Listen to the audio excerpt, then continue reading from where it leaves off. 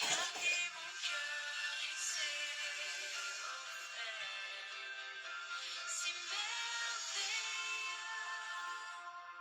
si glorieux, mon sauveur règne, victorieux, brisant mes chaînes, il prit ma place, m'offrant la vie, de grâce en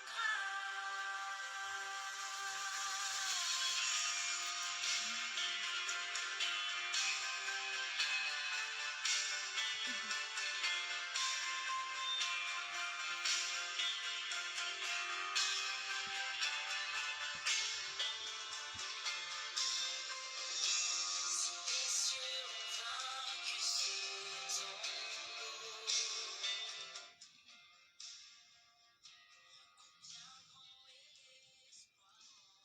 chers bien-aimés dans le Seigneur, que la grâce et la paix, puisse la bonté de notre glorieux Seigneur Jésus-Christ soit de plus en plus déversée en chacun de vous.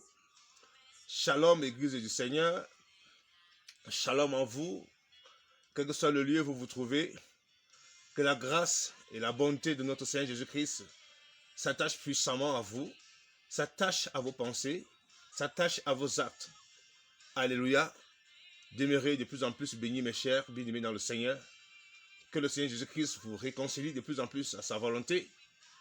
Demeurez fidèles à lui. Amen. Amen.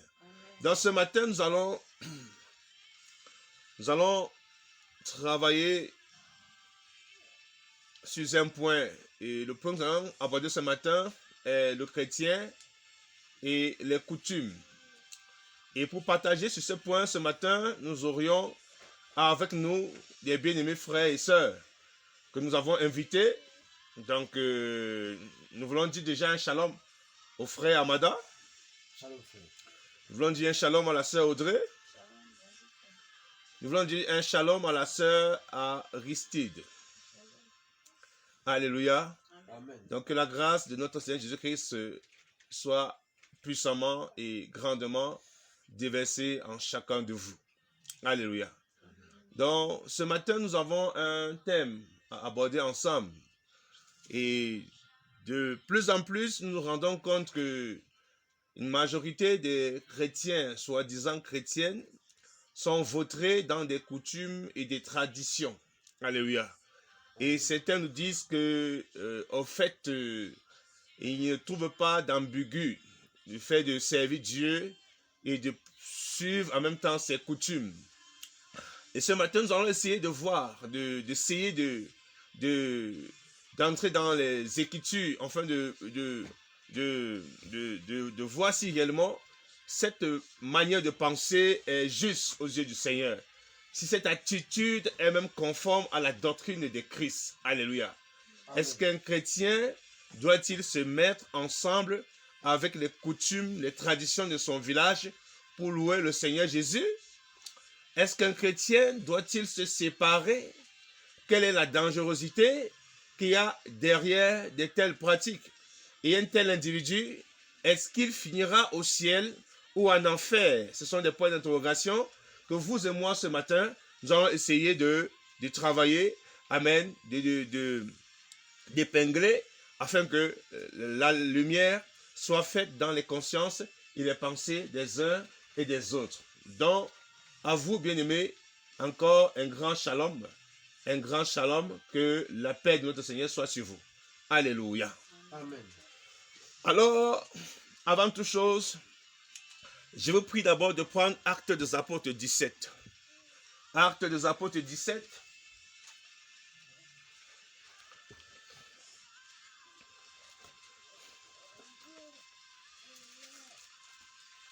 Actes des Apôtres 17.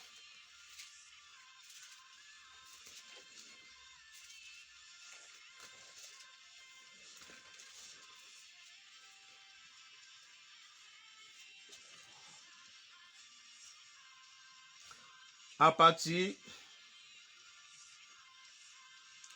Si vous êtes Actes des Apôtres 17, nous allons prendre à partir du verset 24.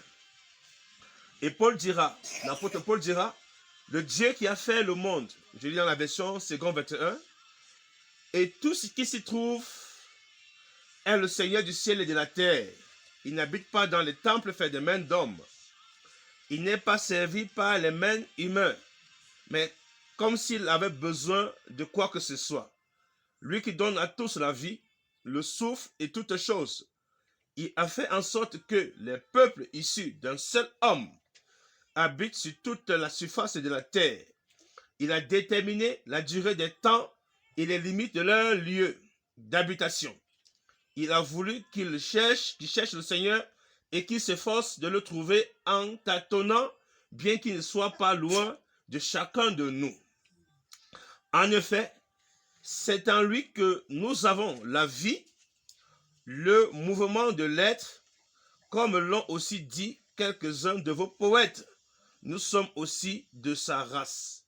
Ainsi donc, puisque nous sommes de la race de Dieu, nous ne devons pas croire que la divinité ressemble à de l'or et de l'argent ou à de la pierre sculptée par l'art et l'imagination de l'être humain. Sans tenir compte des temps d'ignorance, Dieu annonce maintenant à tous les êtres humains, partout où ils se trouvent, qu'ils doivent changer d'attitude parce qu'il a fixé un jour où il jugera le monde avec justice par l'homme qu'il a désigné. Alléluia. Amen. Gloire à Dieu. Amen.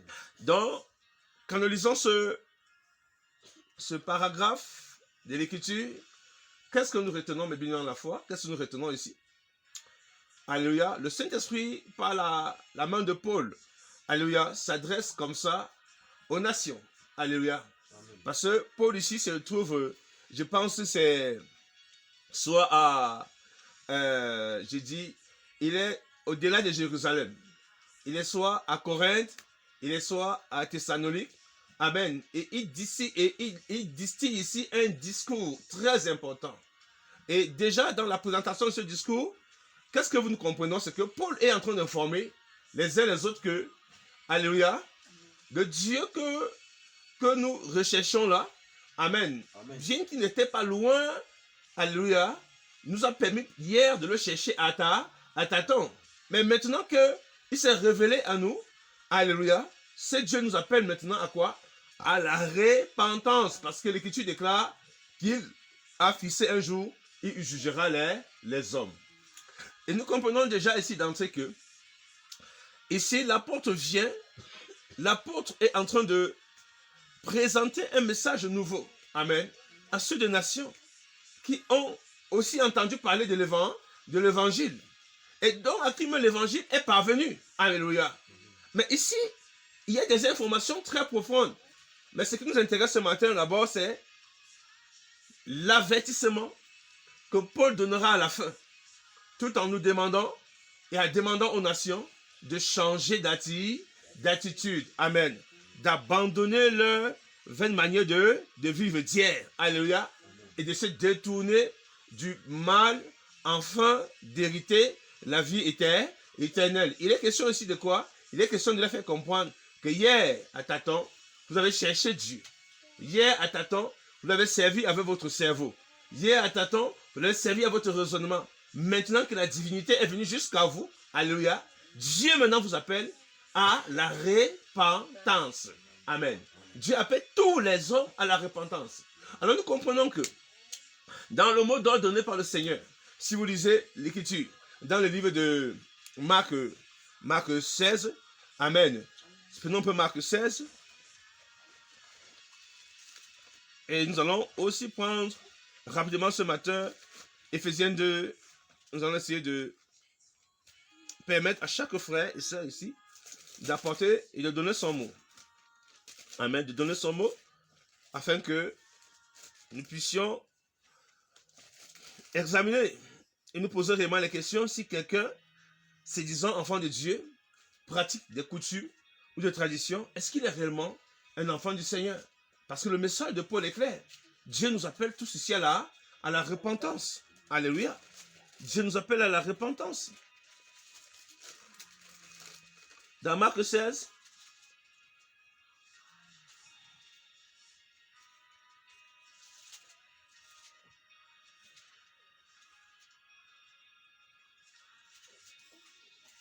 au verset 15, il a dit, allez dans le monde entier, proclamer la bonne nouvelle à toute la création. Alléluia. Celui qui croira sera baptisé, sera sauvé. Celui qui ne croira pas sera condamné. On s'arrête ici. Jésus-Christ demande à 11, ça c'est après sa résurrection, d'aller dans toutes les nations annoncer la bonne nouvelle de l'évangile. Et nous l'avons vu ici avec Paul, dans Actes des Apôtres 16, qui va dans une nation païenne annoncer la bonne nouvelle. Nous allons essayer de voir quelle était la position de ces nations-là avant la venue de Christ. Parce que c'est à nous dire aujourd'hui que Dieu s'est révélé à chaque nation d'une manière ou d'une autre. Nous voulons voir si vraiment c'est le vrai Dieu que nous tenons dans la Bible. Ou bien c'est un Dieu philosophique conçu par le métal philosophique. J'ai dit pas le métal philosophique humain. Ou bien c'est le vrai Dieu que nous connaissons. Est-ce que c'est le Dieu conçu par le raisonnement des scribes et des pharisiens de cette époque? Ou bien c'est le vrai Dieu de la Bible qui nous enseigne que Dieu s'est révélé à chaque nation d'une manière ou d'une autre? C'est pourquoi je vous entendez dans nos écoles, on dit à nos enfants, dans les écoles, nos enfants, qu'il y a un seul Dieu et qui s'est révélé dans les différentes formes. Que Dieu est en même temps Bouddha, Dieu est en même temps Allah, parce que Allah veut dire le Dieu de la Kaaba, Dieu est en même temps Krishna, Dieu est en même temps tradition et coutume que nous avons dans nos villages aujourd'hui. Mais Dieu n'est plus le Dieu de l'écriture, de la Bible qui s'est révélé à Israël. Amen. Dieu n'est plus le Dieu de la Bible qui est de l'évangile qui a reçu l'ordre d'être annoncé aux nations pour que les nations entendent, alléluia, et qu'ils soient sauvés. Dieu n'est plus ce Dieu-là. Aujourd'hui, Dieu est le Dieu du métal philosophique, amen, que l'individu a mis en place. Vous allez comprendre que nous avons trop de philosophes aujourd'hui dans le corps du Christ. Trop de raisonnements humains, amen. Trop de traditions humaines. Prenez avec moi Luc 24, bien le Seigneur, Luc 24.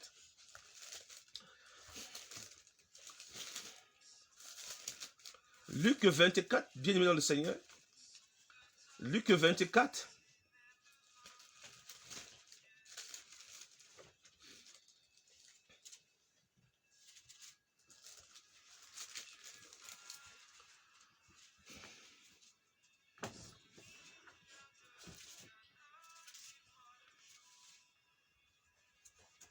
Prenez à partir du verset 44. Puis il leur dit, c'est ce que je vous disais lorsque j'étais encore avec vous. Il fallait que s'accomplisse tout ce qui est écrit à mon sujet dans la loi de Moïse et dans les prophètes et dans les psaumes. Alors il les ouvrit l'intelligence afin qu'ils comprennent les Écritures.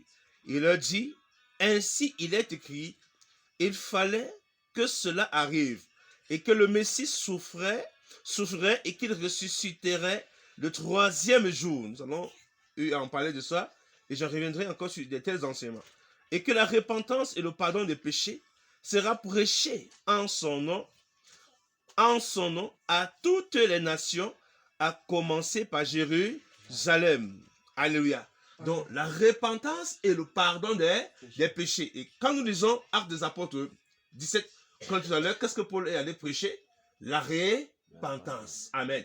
Paul est dans les nations, prêcher la repentance. Oui, si Paul est allé prêcher la repentance, si l'évangile, amen, est le moyen par lequel Dieu veut prêcher la repentance aux nations, mais cela sous-tend que les nations n'étaient même pas dans la connaissance du vrai Dieu. Amen. Donc cela sous-tend qu'on ne peut pas voir aujourd'hui un chrétien, soi-disant, aller pratiquer les coutumes et les traditions dans son village et venir communier avec les saints. Alléluia. Amen. Cela sous-tend qu'on ne peut pas voir un chrétien aujourd'hui aller en bas des arbres, dans les funérailles, dans les cultes des morts, et en même temps vous le voyez avec la Bible de Jésus-Christ. C'est un blasphème et c'est une abomination horrible aux yeux du Seigneur. Parce que le mot abominable dit simplement ce qui est d'une extrême horreur. Alléluia. Peuple de Dieu. Cela n'est pas possible. Parce que, en vérité, si vous voyez un enfant de Dieu qui est encore lié à des coutumes, à des traditions, sachez-le dès aujourd'hui que c'est un païen. Amen. C'est un samaritain, on aura le temps de voir, qui n'a jamais cru. Amen. Mais qui veut servir en même temps Dieu et servir en même temps ses coutumes et ses traditions. Dis à ta soeur, il n'y a pas de part entre la lumière et les ténèbres. Amen. Il n'y a pas de rapport entre la lumière et les ténèbres. Jésus ne se mélange pas. Alléluia. Jésus ne se mélangera jamais. Et donc il est clair ici que le mot donné par le Saint-Esprit, le Seigneur lui-même, c'est d'aller prêcher aux nations la repentance et le pardon des péchés. Alléluia. Prêcher la repentance, le changement d'attitude. Et nous l'avons vu ici avec Paul. Quand Paul arrive, je crois que c'est correct, dans Actes apôtres 17, quand il arrive dans cette localité-là, qu'est-ce que Paul fait? Paul essaie de le dire. Je vous vois vraiment homme athénien, voilà, c'est Athènes, homme très religieux. Je vois que vous avez des dévotions à laquelle il est écrit « Oh Dieu de ceci, oh Dieu de cela, oh Dieu de cela ». Le gars le regarde et il dit « Vous êtes tellement religieux ». C'est ça la religiosité. Et il descend et il dit « Le Dieu qui a fait le ciel et la terre n'habite pas dans le temple fait de main ». Donc, premières informations. Et il continue en lui disant que Dieu lui-même vous a laissé le chercher comme à tâtons. Bien que Dieu a fixé les limites, donc les limites où nous vivons aujourd'hui là, des peuples, Dieu l'a fixé. Amen. Dieu a fixé les limites. Dieu, si je relis, vous allez comprendre. Et relisons encore. Acte 17, il dit, au 26, il dit, il a fait en sorte que tous les peuples issus d'un seul homme habitent sur toute la surface de la terre. Il a déterminé la durée des temps. On comprend bien? Dieu a déterminé la durée des temps. La durée des temps et les limites de leur lieu d'habitation. Donc les zones où nous habitons aujourd'hui, Dieu l'a bien voulu comme si. Amen. Dieu l'a déterminé. Et quand on habite ici, quand on lit ici, mes bien-aimés, le Seigneur, il a voulu qu'il cherche le Seigneur et qu'il s'efforce à le trouver en tâtonnant. Amen. Bien qu'il ne soit pas loin de chacun de nous. En effet, c'est en lui que nous avons la vie, le mouvement et l'être. Comme l'ont aussi écrit quelques-uns de vos prophètes. Nous sommes aussi de sa race.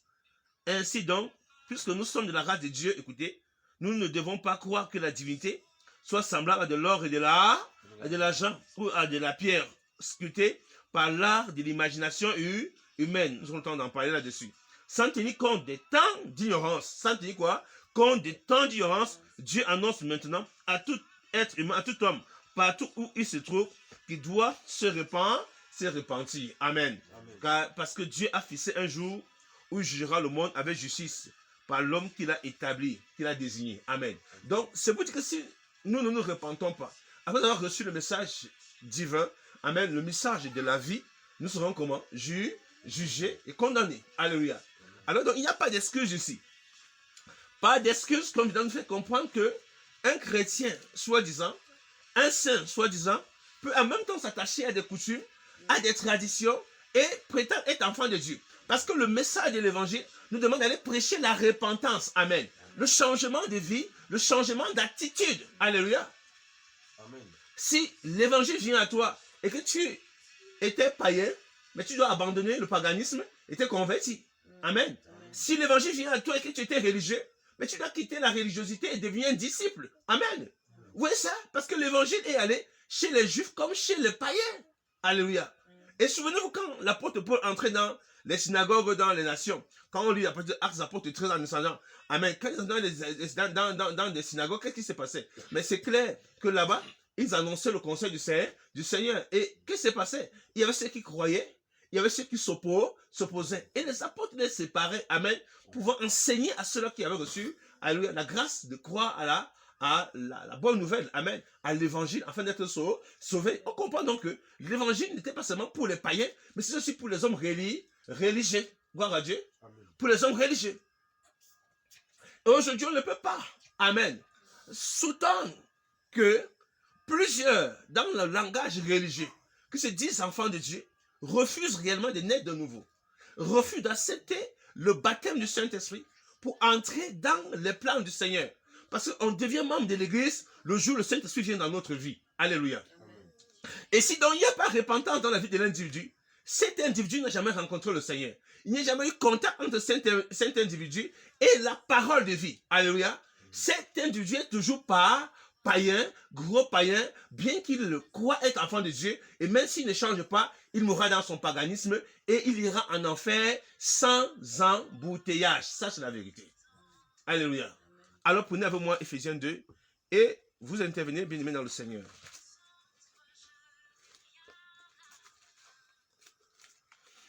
Ephésiens 2. Donc si ce message va à une sœur, à un frère, qui pratique encore les coutumes, les traditions, en bas des arbres, en bas de l'eau, en bas des rivières, dans les calebasses, dans les funérailles, pleurer le culte des morts. Amen. Pleurer selon les traditions de votre village. Hein, derrière toutes sortes de mamites et de calebasses, tu dois te repentir. Tu es païen. Tu as besoin de la repentance et de la nouvelle naissance. Alléluia. Amen. Tu as besoin de la repentance et de la nouvelle naissance. Tu es une sœur. Tu es dans le culte des morts. Nous aurons le temps d'en parler ici. Amen, sur le culte des morts. Alléluia. Tout ce qui tourne derrière ce qu'on appelle pompe funèbre. Ses origines, ses traditions. Est-ce qu'elles ont des origines dans l'évangile? Parler aux morts. Les habits pour les morts. Amen. C'est terrible aujourd'hui de voir que l'église s'est vautrée dans le paganisme. Ton père meurt après 20 ans. On enlève son crâne. On rassemble la famille. On fait des rites. On dit venez pleurer. Nous sommes le funérail encore. Et on voit les chrétiens entrer dans ça. Porter les coutumes, les habits des nations, les habits des païens. Amen. Amen. Et après ça, ces mêmes individus se disent qu'ils sont enfants de Dieu. Mais c'est du mensonge. Amen. Mais c'est du mensonge. Mais ces gens ne sont jamais enfants de Dieu. Mais c'est l'infiltration, c'est l'ivraie. C'est le mélange de l'ivraie. Amen. Amen. Et nous appelons à la repentance. À la repentance. En bas des rivières, vous voyez. Le Ngondo, vous êtes dedans. Les balles masquées, vous êtes dedans. Les caravanes, et les festivals des coutumes des nations au Brésil, partout, vous êtes dedans. Alléluia. Il vous faut grandement la délivrance. Alléluia. Prenons Ephésiens chapitre 2. Ephésiens chapitre 2.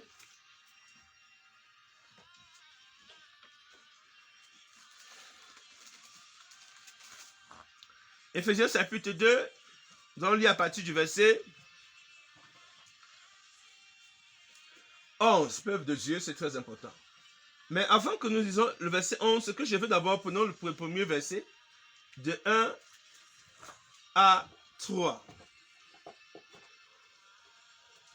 Il dit, quant à vous, vous étiez morts à cause de vos fautes et de vos péchés, et que vous pratiquiez autrefois conformément à la façon de vivre de ce monde, conformément au prince de la puissance de l'air et de l'esprit qui est actuellement à l'œuvre dans les hommes rebelles. Nous tous, nous étions de l'un homme. Notre conduite était dictée par les désirs de notre propre nature, puisque nous accomplissions les volontés de la nature humaine et de nos pensées.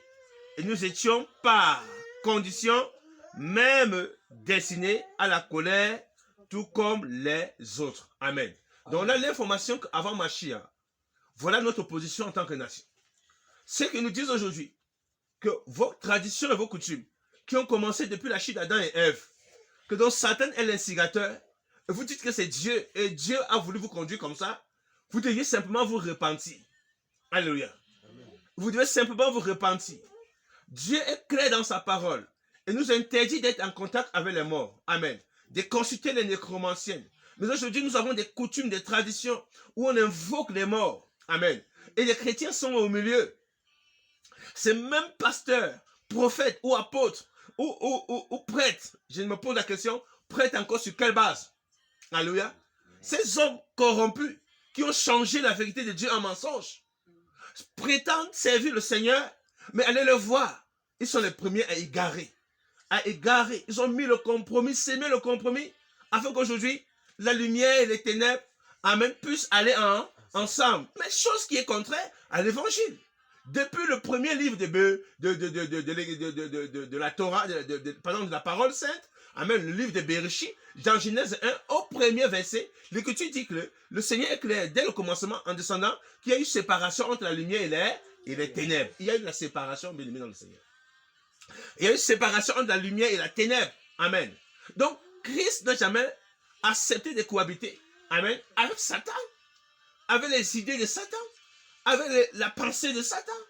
Mais lorsque l'homme a été déchu par le péché, la désobéissance, la révolte à Dieu, alléluia, mais l'ennemi est entré, alléluia, et a établi des institutions religieuses. Amen. Il a mis en place des pensées et des philosophies permettant à l'homme d'aller vers Dieu. Parce que Dieu avait fermé l'homme, avait empêché l'homme d'avoir accès encore à lui directement. Alléluia. Dieu a rendu ces choses difficiles à l'homme jusqu'à la manifestation de notre glorieux Seigneur Yeshua. Amen. Le roi de gloire, le Seigneur Jésus-Christ. C'est par Jésus que toutes les nations aujourd'hui ont accès à Dieu encore. Amen. Et par le moyen de l'évangile, par le moyen de la repentance, par le moyen de la conversion. Amen. C'est ça, par le moyen de la nouvelle naissance, peuple de Dieu. Et qu'est-ce que nous lisons à partir du verset 11? C'est pourquoi, souvenez-vous, qu'autrefois, vous étiez identifiés comme non-juifs dans votre corps, appelés incirconcis par ceux qui se disent circoncis, et qui ne le sont que dans le corps, par la main de l'homme. Souvenez-vous qu'à ce moment-là, vous étiez sans Messie, exclus du droit de la cité en Israël, étrangers aux alliances et à la promesse, sans espérance et sans Dieu dans le monde. Sans espérance et sans Dieu dans le monde. Donc c'est clair. Et on comprend pourquoi l'apôtre Paul, lorsqu'il arrive à Athènes, prend un message de repentance, de changement d'attitude, de changement de vie. La bonne nouvelle, c'est la repentance. Amen. Amen. Alléluia. Amen. La bonne nouvelle, c'est la repentance. C'est l'abandon des œuvres mortes. Amen. C'est quitter nos coutumes pour accepter le Dieu véritable. Amen. Pour accepter la saine doctrine. Amen. Pour vivre selon la volonté de Christ et non selon la volonté des raisonneurs de ce monde. Que le Seigneur nous bénisse, de Dieu.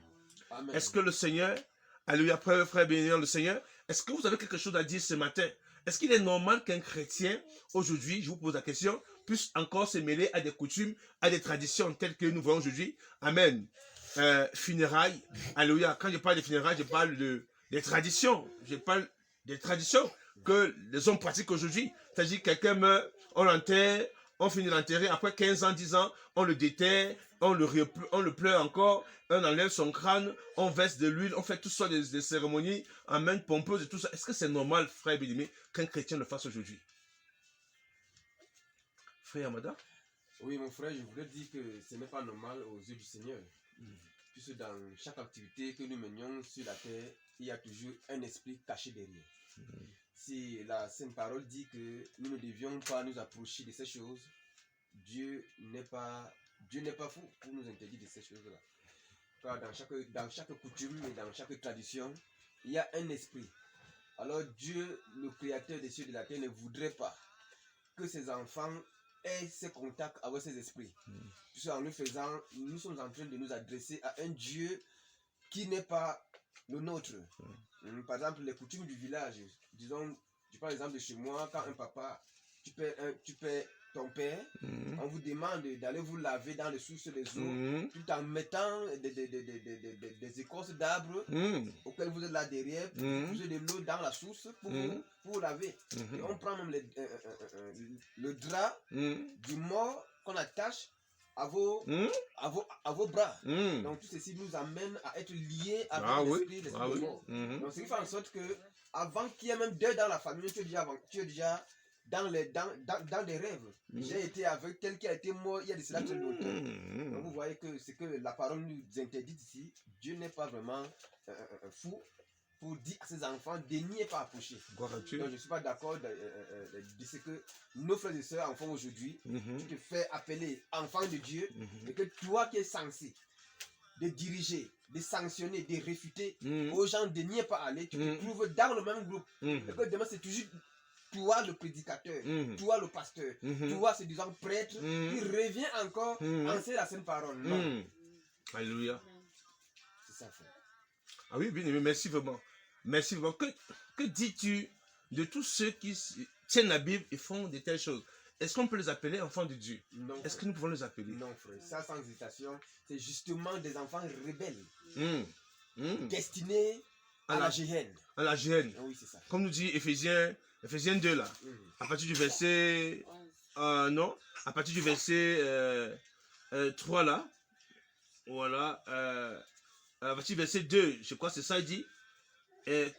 Il dit, verset 1, il dit, quant à vous, vous étiez morts à cause de vos fautes et de vos péchés, et que vous pratiquiez autrefois conformément à la façon de vivre de ce monde, conformément au prince de la puissance de l'air, donc Lucifer, oui, et de l'esprit qui habite actuellement, de l'esprit qui est actuellement à l'œuvre parmi les hommes rebelles, comme tu as dit. Amen. Parmi les hommes rebelles. Comme tu as dit, ce sont les fils rebelles qui sont destinés à l'enfer. Donc, c'est pour nous dire que une telle personne doit se repentir, bien aimé ou pas? Justement, frère, il doit se repentir. Et s'ils n'ont pas repentance, est-ce que nous devons l'appeler frère? Est-ce qu'on doit le considérer comme un frère? Non. Non. Est-ce que nous pouvons prier avec un tel frère? Jamais, frère. Est-ce que nous pouvons communier avec une telle communauté? La Bible nous a été dit. Alléluia. Amen. Gloire à Dieu. Gloire à Dieu, frère. Amen.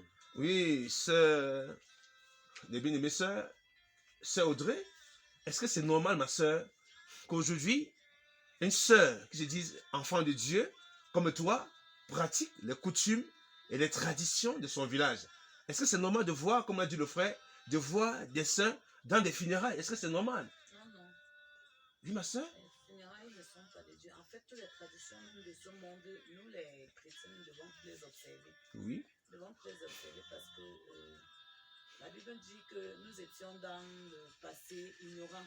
Oui. Et maintenant, nous sommes une nouvelle créature. Oui. Donc, nous ne devons pas observer tout ce qui est de ce monde parce que notre royaume n'est pas de ce monde. Oui. Oui, notre royaume n'est pas de ce monde. Donc, en tant que chrétienne, je dis que nous n'observons aucune tradition mondaine. Oui. Que ce soit des funérailles, que ce soit des cultes de crâne, que ce soit des anniversaires, tout est consort, les fêtes même. Oui. Oui, parce que nous sommes depuis dans l'an de grâce. Nous n'avons rien à observer. Nous passons chaque jour comme si nous étions dans la fête avec le Seigneur. Oui. Nous n'avons rien à observer sur cette terre. Alléluia.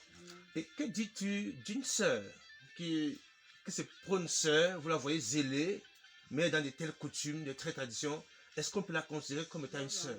Ce n'est pas une sœur. Une sœur qui est dans les traditions, dans les coutumes, qui observe toutes ces choses. Oui. Du monde, ce n'est pas une sœur, nous ne pouvons pas communier avec elle. Donc nous devons les appeler à la repentance, c'est ça? Les appeler à la repentance. Donc si dans ta famille, il y a une sœur qui se dit chrétienne et qui pratique les funérailles, les coutumes, et comme tu viens de dire tout ce que je viens de dire là, elle n'est pas encore appelée sœur. Dans nos moments, elle doit se repentir. Et je crois que ce message s'adresse à tous ceux qui se font appeler enfants de Dieu. De vraiment s'examiner, vraiment vous examiner et vraiment vous repentir.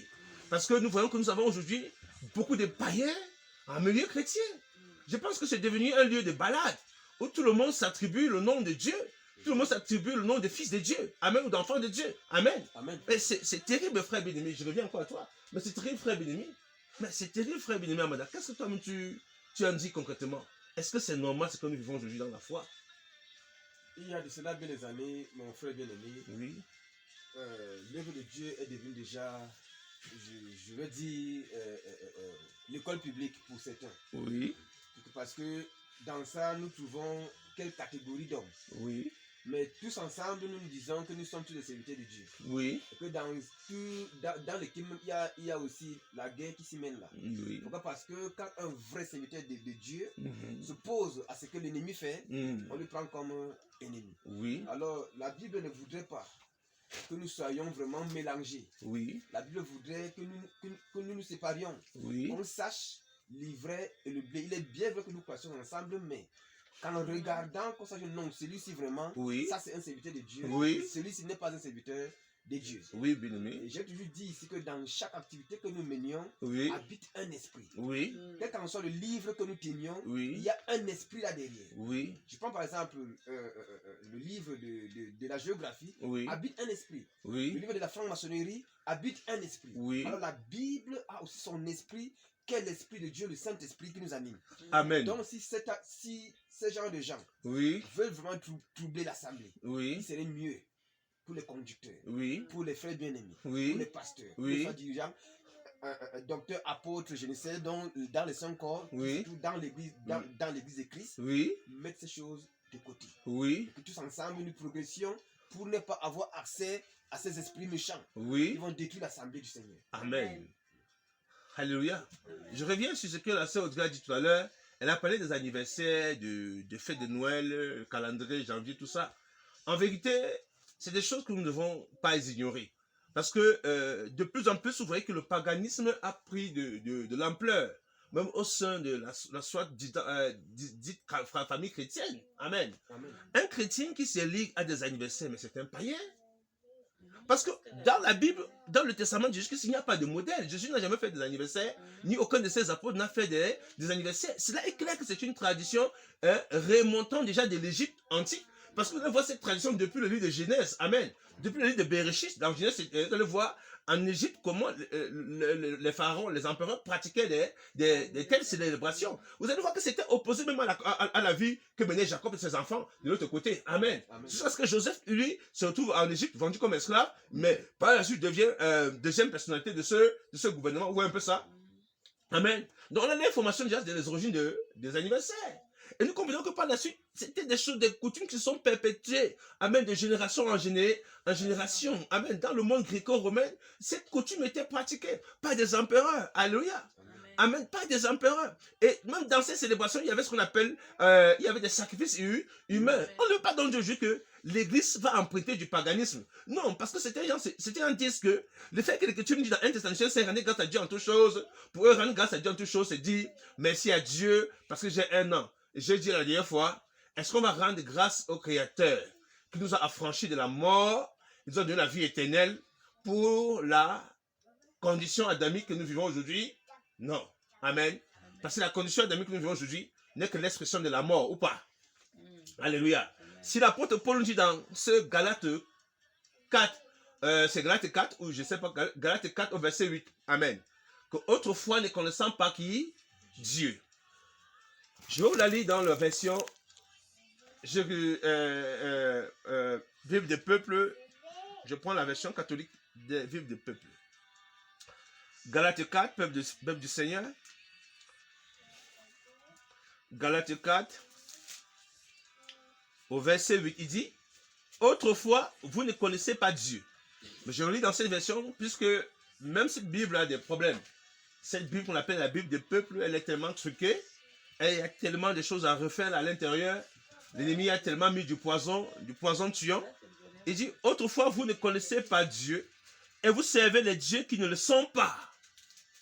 Et c'est clair, on ne peut pas dire aujourd'hui que non, nos pères servaient Dieu dans leur manière, nos pères servaient Dieu dans leur façon. Nous, aujourd'hui, nous pouvons continuer. On peut servir Dieu tout en gardant les coutumes de nos pères. Non, tu es un païen. Parce que l'évangile est radical. Amen. L'évangile t'appelle à renoncer, à te détacher, à abandonner cette mauvaise manière de vivre. Amen. Cette vaine manière de vivre héritée par nos pères, comme nous dit 1 Pierre. Alléluia. L'évangile nous appelle à quitter ça. Et quelles sont les gens ici? Et puisque vous avez connu Dieu, ou plus exactement, Dieu vous a reconnu. Mais alors, pourquoi revenez-vous à des obligations et à des choses pauvres et sans vie? Vous allez donc de nouveau en être esclave et vous allez observer tel jour. Vous entendez ça? Et la nouvelle lune et cette période-ci et cette année-là. Vraiment, je crains d'avoir perdu ma peine avec vous. Je crains d'avoir perdu ma peine. Donc Paul le dit, c'est clair ici. Je me suis bien fait l'un de vous, frères. Vous aussi, je vous en prie, soyez comme je suis. Amen. Donc on voit que Paul, l'apôtre Paul, n'était pas dans cette coutume, cette tradition de perpétuer les jours, les mois, les temps, les années. Avec l'évangile, alléluia, nous ne sommes plus dans ça. Amen. Ces choses sont balayées. Parce que derrière ces choses se cache le paganisme. Alléluia. Les chrétiens aujourd'hui, allez voir. C'est la même chose. Tu vas chez le païen, c'est joyeux anniversaire. Chez le chrétien, c'est joyeux anniversaire. Mon frère, tu es à l'honneur ce jour. Vraiment, c'est terrible. Donc, ce n'est plus Jésus qui est à l'honneur, c'est l'homme qui devient à l'honneur. C'est le paganisme. Amen. Et vous voyez comment Satan a pénétré l'église, même avec les liens de la divination. Alléluia, peuple de Dieu. C'est des choses que nous devons dénoncer et condamner. Si nous revenons dans les versions que vous tenez entre vos mains là-bas, amen, si je prends peut-être la version-ci que j'ai entre ma main, second 21, je prends Galates 4, verset 8, nous avons vite avancé. Il dit, autrefois, vous ne connaissez pas Dieu. Vous serviez des dieux qui, par nature, ne le sont pas. Mais maintenant que vous avez connu Dieu, ou plutôt que vous avez été connus de Dieu, comment pouvez-vous retourner à ces principes élémentaires, sans force et sans valeur, auxquels vous voulez vous asservir encore? Vous faites très attention aux jours, aux mois, aux saisons, aux années. J'ai peur d'avoir inutilement travaillé pour vous. C'est clair. Frères et sœurs, je vous en supplie, soyez comme moi. Alléluia. Soyez comme moi. Paul me demande d'être comme lui. Et vous voyez aujourd'hui que Satan est revenu avec l'observance des mois, des jours, tout ça pour nous amener dans la prison. L'observance d'années.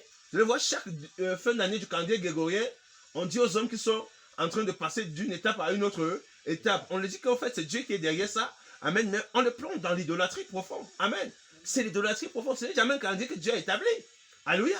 Comme la sœur a dit tout à l'heure, Dieu a établi l'année des grâces. Amen. Et l'année des grâces n'est pas encore achevée. Donc on ne peut pas aujourd'hui nous dire que nous sommes dans la fin d'année. Sur quelle base? Amen. L'année des grâces n'a jamais commencé avec janvier. Ni jamais avec mars, peuple de Dieu. Est-ce que vous voyez que c'est très dangereux, mes frères, dans le Seigneur? Et vous voyez qu'aujourd'hui, nous avons dans nos assemblées une multitude, amen, de fourmis magnants. Quand je dis fourmis magnants, je parle ici de livrets, amen, qui sont là seulement pour dévorer, amen, dévorer les vrais enfants de Dieu, pour les empêcher de vivre, amen, la sainte doctrine telle qu'elle a été prêchée et telle qu'elle a été reçue. Alléluia, frère béni le Seigneur. Est-ce que vous voyez ça? Donc, pour dire ce que disait la sœur Audrey, alléluia, c'est clair. Donc, on ne peut pas plus appeler tout le monde aujourd'hui frère, parce qu'en vérité, nous avons beaucoup d'hypocrites au milieu de nous, ou pas? N'est que frère celui qui a été réconcilié par le Saint-Esprit. N'est que frère celui qui marche selon le modèle des apôtres que nous voyons ici. Amen. N'est que frère. Si un apôtre de Jésus n'a pas observé quelque chose et nous le faisons aujourd'hui, nous sommes des gros païens. Alléluia. La réforme et la traçabilité de la réforme doit se faire sur le fondement des apôtres et des prophètes, Jésus-Christ étant la pierre angulaire. Alléluia. Sœur Aristide, qu'est-ce que notre sœur peut nous dire par rapport...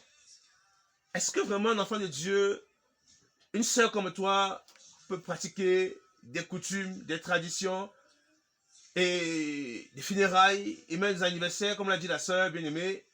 Qu'est-ce que toi tu en dis, ma sœur bien-aimée? Est-ce que cette sœur peut t'appeler sœur?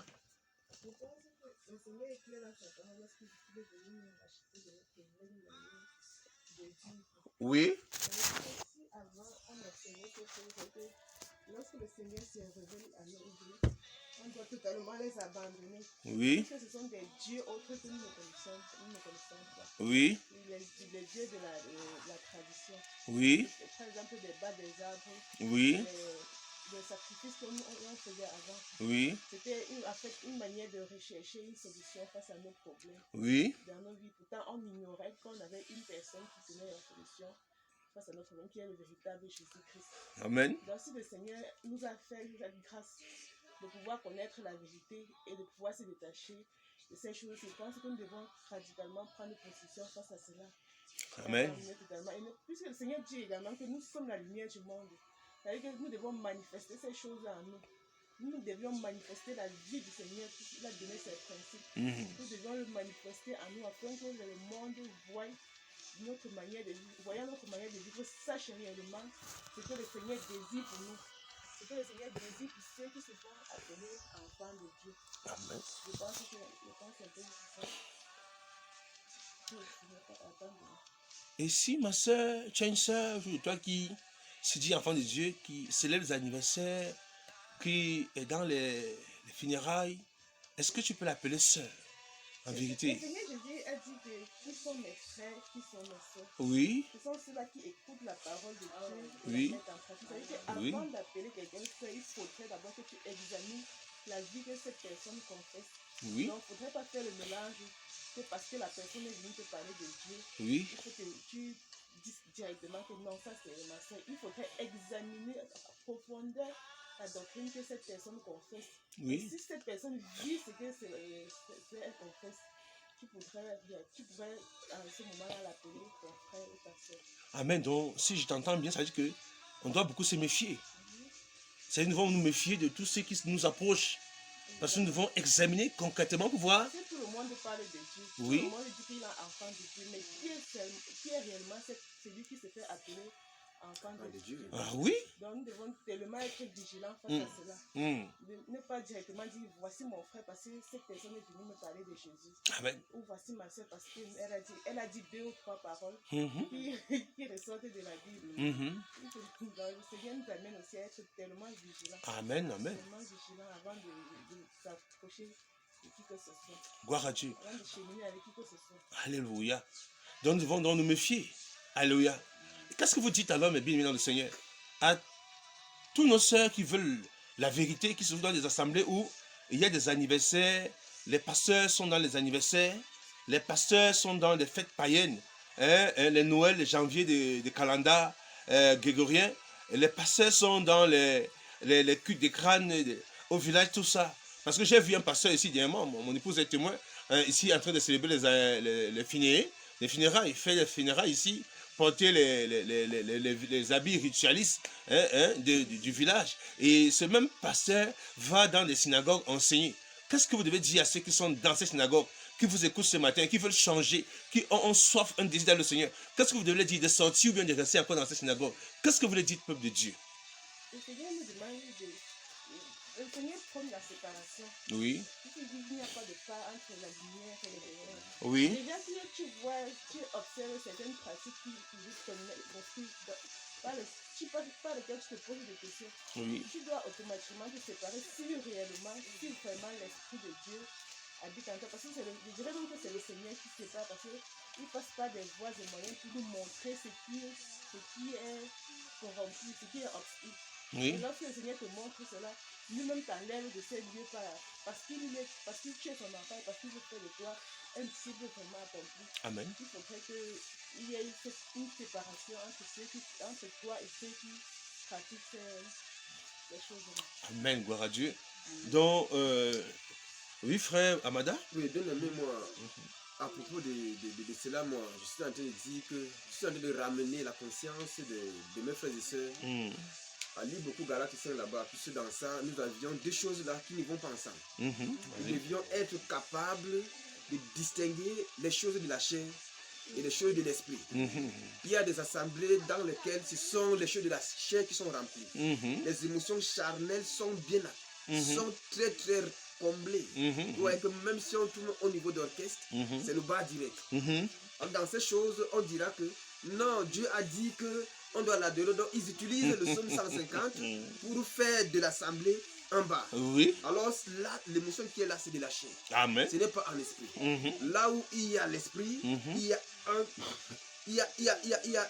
un calme total.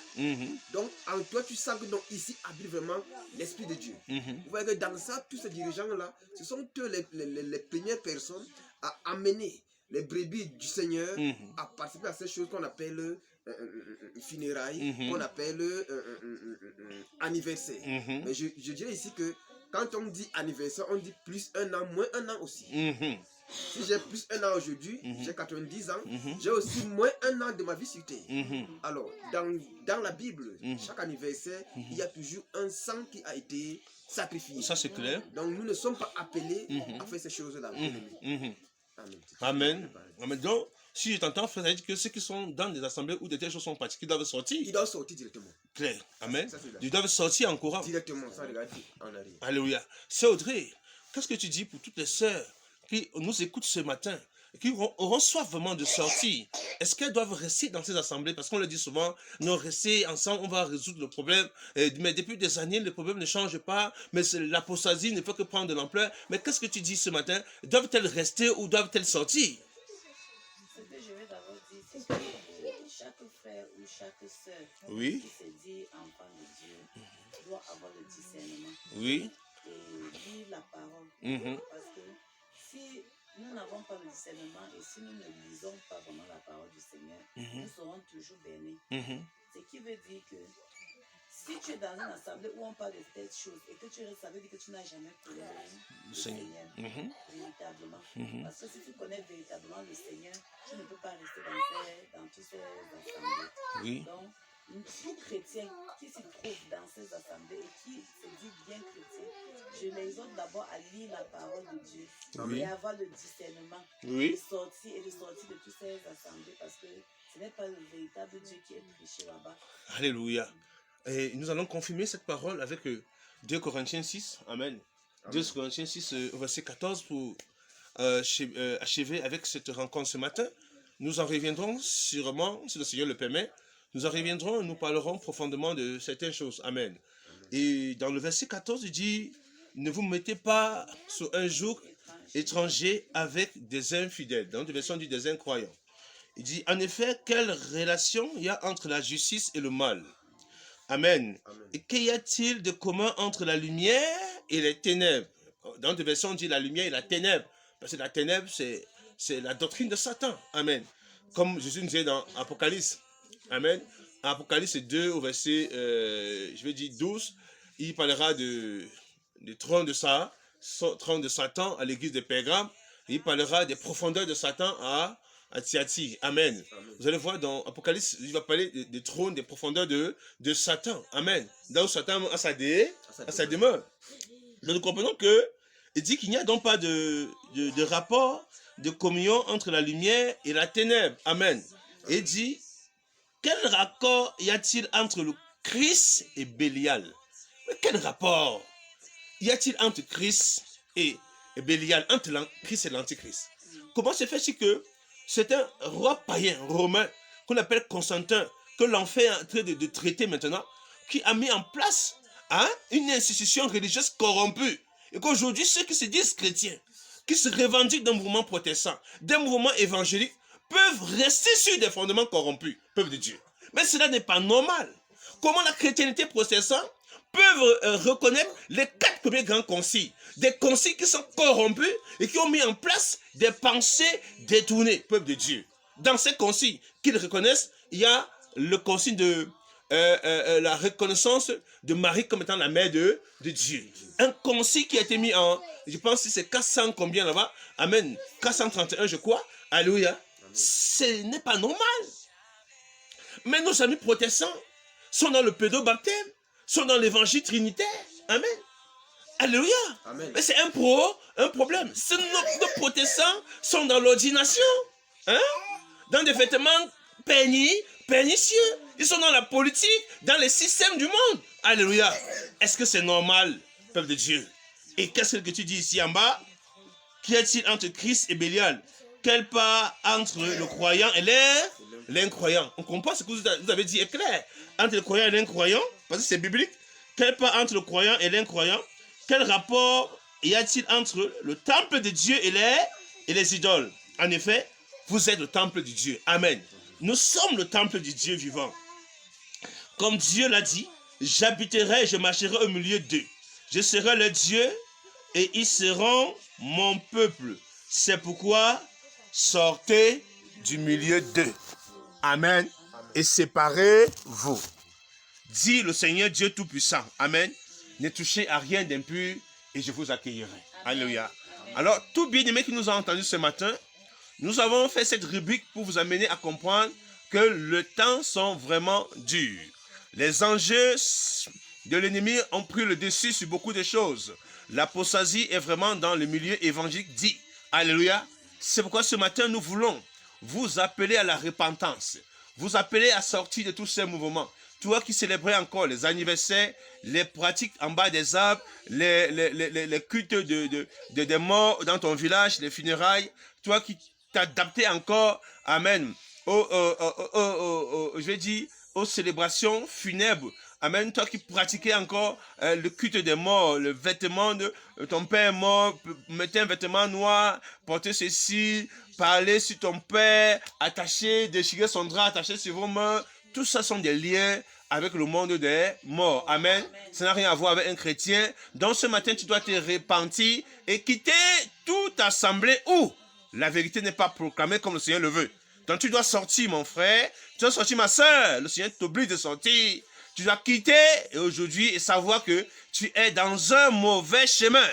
Alléluia. Amen. Donc nous voulons dire merci au Seigneur pour tous les bien-aimés. Donc merci frère Amada d'avoir répondu à cette invitation. Merci sœur Audrey d'avoir répondu à cette invitation. Merci sœur Aristide d'avoir répondu à cette invitation. Alléluia. Donc nous disons merci au Seigneur. Donc la paix soit sur vous et la paix demeure sur tous ceux qui aiment la vérité. Amen.